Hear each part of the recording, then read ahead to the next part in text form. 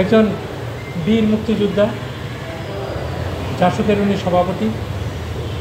ওনাকে প্রশ্ন করা হয়েছে যে আপনার কোনো বক্তব্য আছে কি না, আপনি কি দোষী কি নির্দোষ।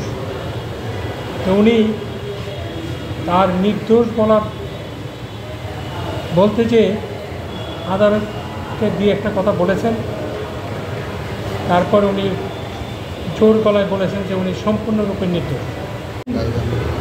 মামলাটি উদ্দেশ্য প্রণোদিত এবং রাজনৈতিক আক্রোশের উনি শিকার, এবং উনি বর্তমান তত্ত্বাবধায়ক সরকারের যে ঘোষিত নীতি, যেখানে সরকার নিজেই বলেছে অনেক গায়েবী মামলা হয়েছে, তো উনি দাবি করেছেন যে উনি ওই অনেক গায়েবী মামলার মধ্যে উনি একজন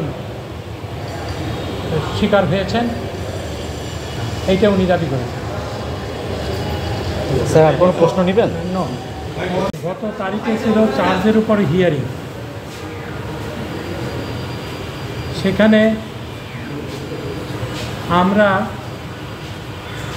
একটা অ্যাপ্লিকেশন দিয়েছিলাম ফর ডিসচার্জ, এবং আমরা আদালতের সামনে, ট্রাইব্যুনালের সামনে আমাদের বক্তব্য উপস্থাপন করেছিলাম। আজকে ট্রাইব্যুনাল, মাননীয় ট্রাইব্যুনাল আমাদের যে ডিসচার্জ অ্যাপ্লিকেশন বিবেচনা করে তা রিজেক্ট করেছেন বলে আমাদেরকে অবহিত করেন, এবং ফর্মাল চার্জ 8টা হেডে ফর্মাল চার্জ গঠন করেছেন।